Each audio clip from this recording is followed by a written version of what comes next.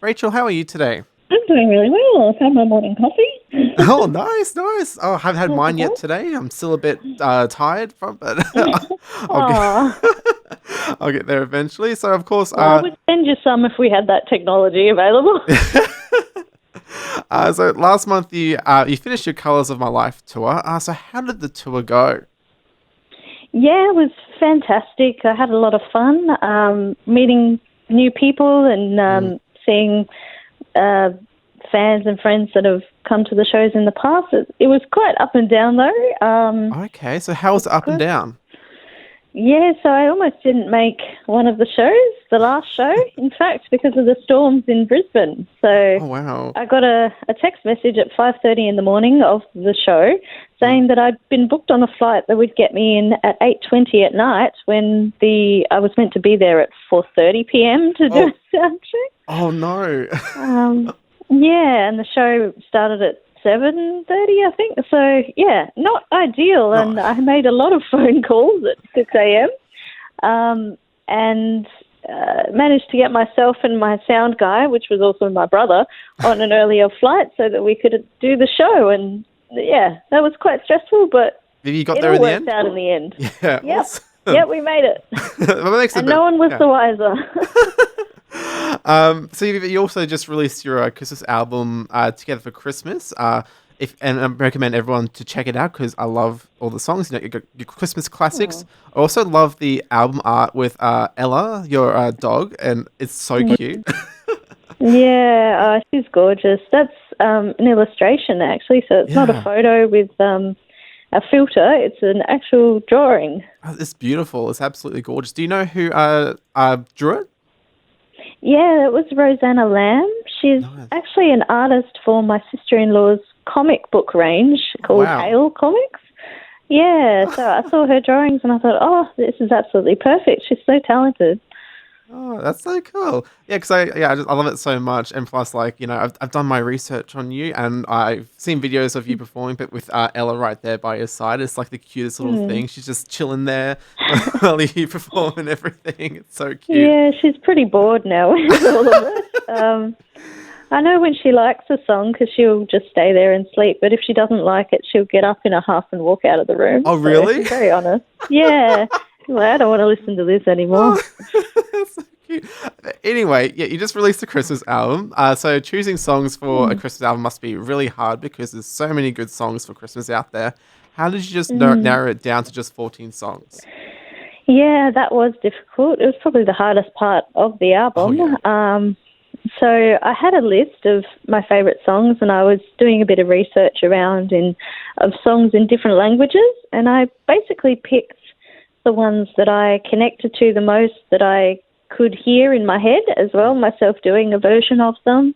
There's hundreds of different versions of the same songs. Yeah. And to make them unique is kind of difficult because, you know, everyone's done everything pretty much. But, yeah, I picked my favourites and I picked with my heart. So went with my gut feeling and came up with 14 songs.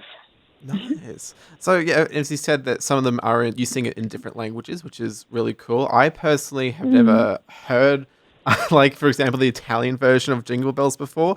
I love it so much. How's it go again? It's I forgot. I'm forgetting. It's Ding Dong Dun. Ding Dong Dong. Yes. L'arena Polonone, scompanellando va. Oh, beautiful. I love it so much. How did you choose which songs to sing in different languages? So obviously, you know, have the Italian version of Jingle Bells, but for how do you find that? Sorry, I'm losing my words right now. I'm just having a bit of a That's all right.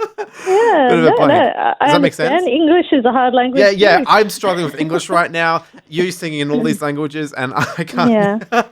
Sorry. Well, I don't speak any of the other ones. Italian's probably the one I know the most just because it is my heritage. So I grew up singing and speaking in Italian. And then I basically picked up French because I liked one of the songs in French. It was Non je ne regrette rien by Edith Piaf, and I wanted to sing it, so I learnt it. Yeah. And then there was a song in Spanish that I really enjoyed. So that was Granada, so I sang that one. And basically I learned these like how to sing in these languages just from learning different songs.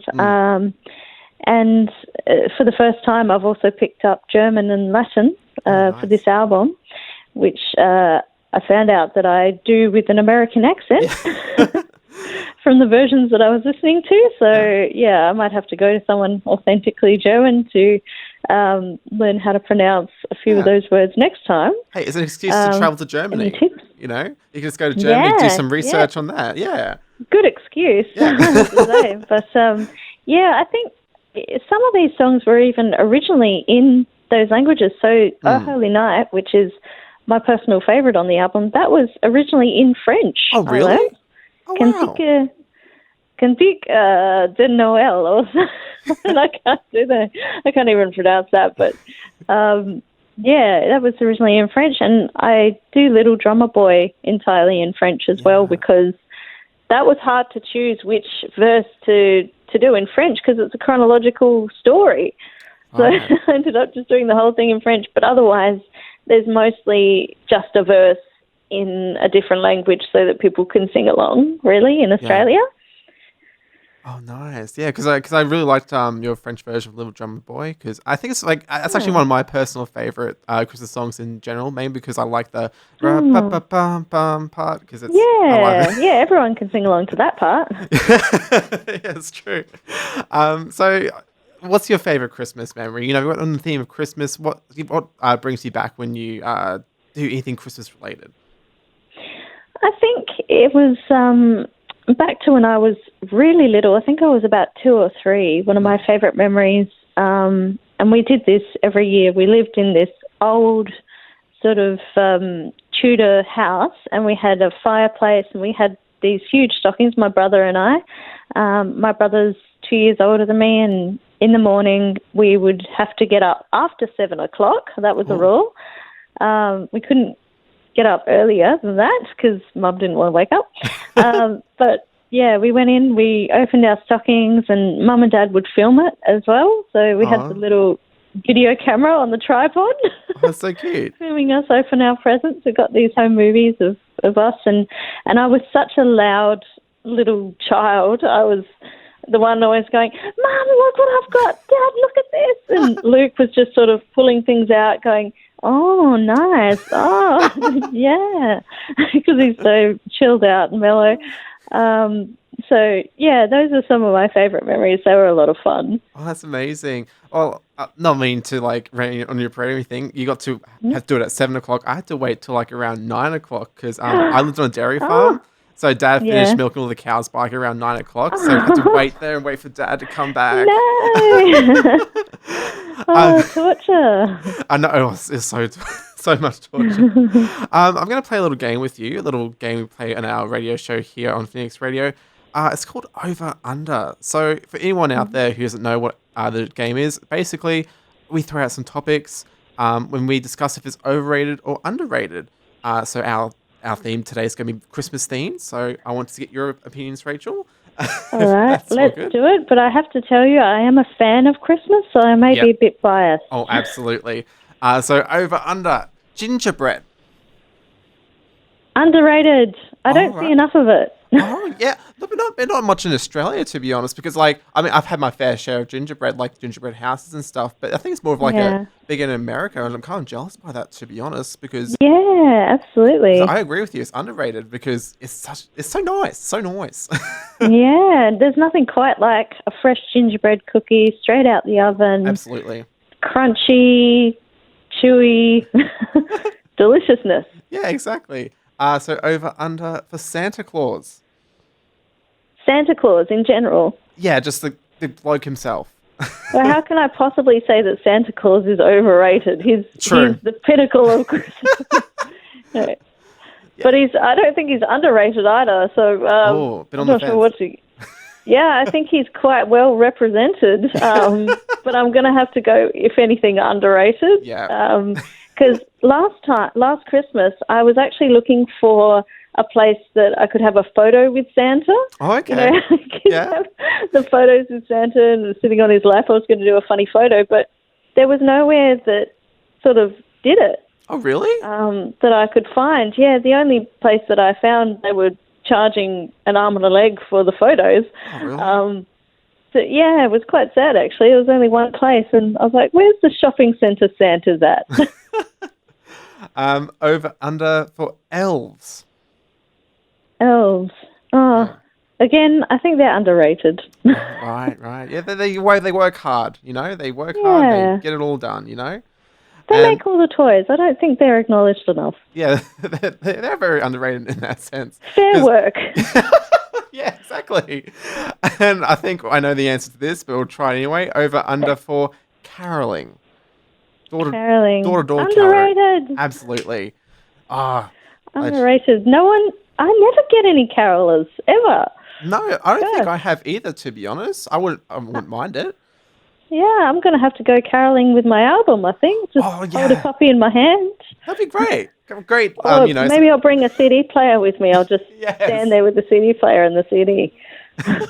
Yeah, that's a great idea. Great advertising. And It's different. that's all the topics I have. But speaking of advertising, of course you can listen to Christmas. Together for Christmas on I believe on all the streaming platforms. You can get it at JB Hi-Fi and all that fun stuff. I believe. Yeah, absolutely. JB Hi-Fi, Sanity. You can get it from my Facebook shop as well. If you want me to sign it, I'll sign a copy. Oh, legend.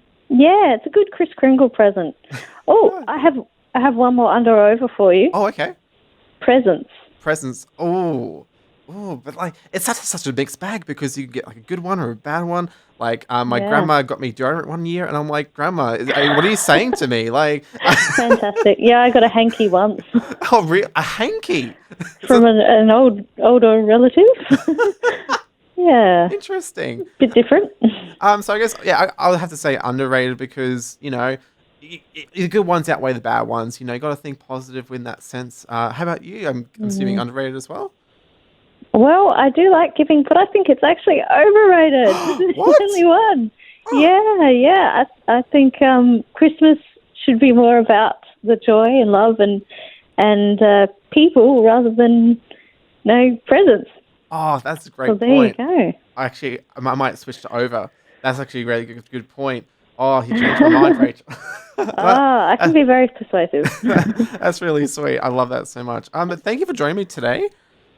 Oh, thank you for having me on. And Appreciate it. hope you have a very Merry Christmas.